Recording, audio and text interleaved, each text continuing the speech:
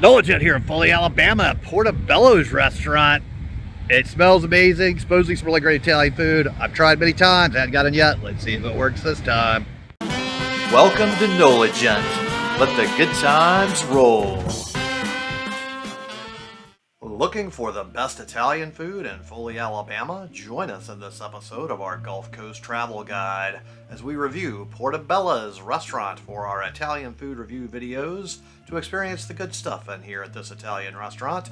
Portabella's restaurant is located in Foley, Alabama at 321B South McKenzie Street, which is about 3 hours and 182 miles away from the New Orleans French Quarter. This Gulf Coast Italian restaurant is noted for their sandwiches, pasta, and pizza. We continue our best food quest as first we feast with me through Foley restaurants looking for the best Gulf Coast Italian food at the best Foley restaurants. They also have Bella's 2, which is a private event space you can book. So we are smack dab in the middle of cutesy-wootsy historic downtown Foley, Alabama, with most of the historic buildings and the majority of the businesses being across the street on the left-hand side over there. I've only walked inside this place one other time and it was jam-packed, so hopefully we get in all good this time. So let's go ahead and head on inside here and check this place out. So they have a little nice entryway when you first walk in, and when you look straight back, they also have the old pizza roller, which I guess they use to make their pizzas. So the chalkboard menu here has soups, French onion, or shrimp and corn chowder. Then we have salmon puttanesca over ziti with capers, black olives, calamatas, garlic, and tomatoes. And a Greek gyro pizza with olive oil, garlic-based lamb, beef, feta, calamatas, red onion, romaine, Roma tomato, and tzatziki drizzle. So I got here right when they opened at 3 o'clock and it was already getting pretty active and crowded. So I was happy to be able to get a seat for once, and let's go ahead and check out this menu now. So we have pasta, served with garlic knot, add Caesar house salad, meatball marinara, Greek pasta, Alfredo, LA pasta, chicken parmesan, eggplant parmesan, lasagna, lobster ravioli, chicken cacciatore, veal marsala, and veal piccata. Then you can create your own pasta, and it can be a small or large with sauce only. Add veggies, add protein, or add chicken. Next we have pizza, cheese pizza, house specialty pizzas, Alberta, Foley, Pleasure Island, Farmers Market, Magnolia Springs, The Lion, The Gulf, 5 Cheese, Mardi Gras, The Florentine, and then you can build your own pizza, small or large, up to 3 toppings, and extra toppings are small, $2 upcharge, or large, $3. Your sauces are pizza, tomato sauce, Alfredo, sun-dried tomatoes, pesto, basil, pesto, olive oil, house marinara. Cheeses are mozzarella, feta, provolone, Swiss parmesan. Proteins are Italian sausage, salami, pepperoni, ham, bacon, ground beef, smoked sausage, chicken, and shrimp. And then there's veggies, artichoke hearts, green peppers, red onions, Kalamata olives, broccoli, fresh tomatoes, sun-dried tomatoes, baby betta mushrooms, jalapenos, basil, banana peppers, fresh spinach, garlic, and pineapple.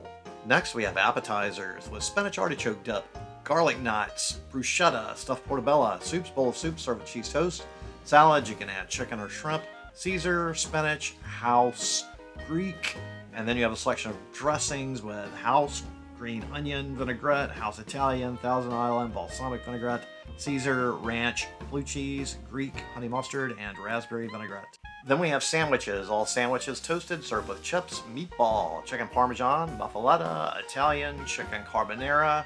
Then desserts, house-made tiramisu, mini cannolis, limoncello dream, salted caramel cheesecake, and flourless chocolate torte. Next we have a selection of red wines with Cabernet Sauvignon, Merlot, Pinot Noir, other reds, white wines with Chardonnay, Pinot Grigio, Sauvignon Blanc, and other whites, and Rosé. Next we have beer, craft specialty, Abita Amber, Reds Apple Ale, Peroni, Stella Artois, Sweetwater IPA, Sweetwater 420, Extra Pale Ale, Bravazzi, Italian hard sodas, Peach and Blood Orange, Domestic, Bud Light, Budweiser, Coors Light, Michelob Ultra, Miller Lite, and Yuengling. So I decided to start my meal out with the shrimp and corn chowder here. It smells pretty darn good and it looks pretty good. So let's see how the taste measures up. Ooh, here we go. And the first taste, some sweet corn, a nice little chunk of shrimp in there, some potatoes all in here. So this is a very hearty meal and it's very nice and hot and keeping me warm all over now. So this is a good chowder, and then we have these good little pieces of toast here to also make everything a little bit extra yummy. A little cheesy good toast, and oh, there we go. That goes down pretty quickly, easily, and effortlessly. And this is certainly a nice, pleasant thing to be yumming, chowing down on. And here we go with yet another nice little piece of good cheesy toast. And dunking it yet again. They also have a French onion soup here, and they certainly have the appropriate type of bowl for that. So I certainly would look forward to sampling the French onion soup here at some point as well. And whew, there we go with some toast all the way down. And here we go, the last little bite of the soup. And now, just like I've totally destroyed this soup, go ahead and destroy that subscribe button. Give this video a thumbs up. Comment below and let me know what you thought about this chowder. While you're down there, make sure to check out the link to my Patreon account as I do it for tips, and I appreciate any help with that. For my main course, I got the large veal marsala here. Oh, this looks like quite a nice serving here. And lots of delicious pieces of veal all over this plate. So here we go, the first bite. And there's some nice flavors going on there, certainly. And let's get another delicious little wonderful bite of the veal. Very tender, very nicely prepared. Now we'll sample a little bit of the pasta here. It looks quite perfectly prepared, all al dente, the way you would like it.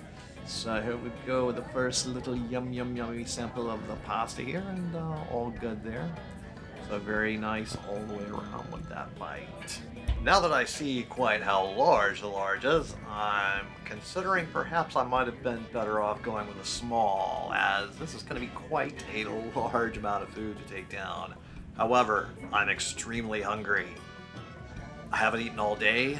This is my main meal that I will probably be eating for my entire daytime meal. I'll probably have something to eat later at night. However, this is certainly going to be a bit of a challenge to absolutely take all of this down in one seating. I think I've probably got it in me though, as I did not eat a whole lot the day before. So I think I've got enough extra space in my stomach that I could probably make room for this entire huge dish. And the deliciousness of each and every bite of the veal and the pasta and the sauce here certainly is contributing to making everything go quite extra nicely, as the yumminess factor is all the way around all of the different parts and pieces of this food, and when you combine all of the different little ingredients together in a single bite, that is certainly très bon, fantastique. It's even what some people might call sehr gut.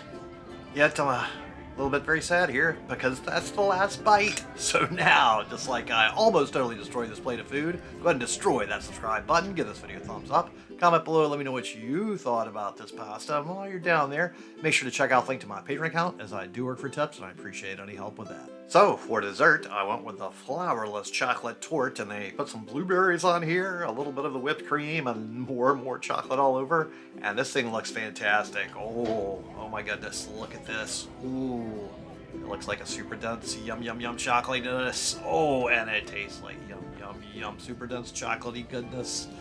Ooh, this is a very delicious dessert indeed. So they have made a fantastic, wonderful version of the flourless chocolate cake, and I'm a sucker for blueberries, so bonus points for that. Ooh, blueberries, chocolate, whipped cream. Look at all the wonders here. Oh, all together. Here we go. What a wonderful combination. This is a wonderful way to polish off such a large, huge feast like I just accomplished. And it's only like 4 o'clock. I burned through all this in a little bit under an hour, I do believe. So certainly getting here early enough to get in the door is going to throw off my eating pattern for a little bit. It was well worth it though. So each and every little morsel of food so far has been fantastic. And what a great way to cap it all off with this yummy extra chocolatey dessert to make everything even more wonderful all the way to the finish line. Although I'm starting to slow up here a little bit. I'm working really hard. I'm so full. I'm thoroughly enjoying the last little morsels of deliciousness here, but I'm ready for a nap at the same time. Each and every bite is really packing it on, so just like now, totally destroyed the chocolate torch. Go ahead and destroy that subscribe button. Give this video a thumbs up. Comment below, let me know what you thought about this wonderful chocolate dessert. And while you're down there, make sure to check out the link to my Patreon account, as I do work for tips, and I appreciate any help with that. So the bill arrived, and the total before tip was $53.21, which also included a military discount, and also I got a pizza for later.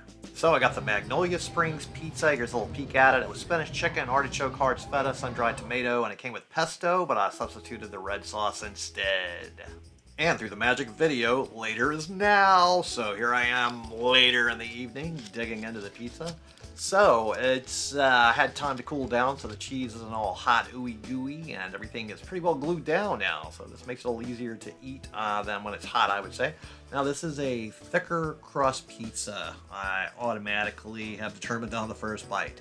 Personally, I really prefer the thinner crust pizzas, and whoa, this crust is quite a chewy, very dense crust to bite into, which that is a good thing. I do like a little tougher crust to kind of gnaw on a little bit. However, the rest of the pizza crust is a little on the overly thick side to my preference. Still a good pizza though, so each and every bite's going down very easily and effortlessly, although taking a little bit more chewing than I'm used to with a thinner crust pizza.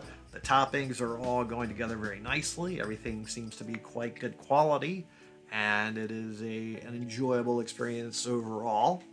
I'm just getting a little bit full already because, ooh, there's a lot of thick bready crust on here. So this is certainly a bit more of the bread component than a lot of other thin crust style pizzas. It's not quite to the level of a pan pizza that you might say in the olden days that Pizza Hut have gotten. It's getting a little close to that level of thickness though.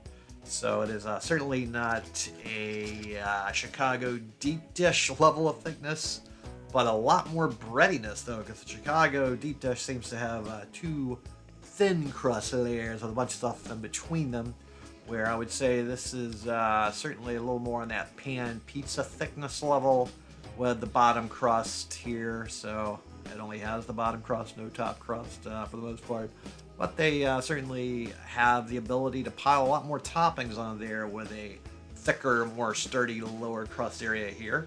And then, woo, you know, that extra outer crust there certainly gives you a definite, more chewy thing to dig into and enjoy. So it's still, you know, not my favorite overall pizza, but it's still a good pizza. So just like I totally destroyed this pizza, go ahead and destroy that subscribe button. Give this video a thumbs up. Comment below. Let me know what you thought about this pizza. And while you're down there, make sure to check out the link to my Patreon account, as I do work for tips, and I appreciate any help with that.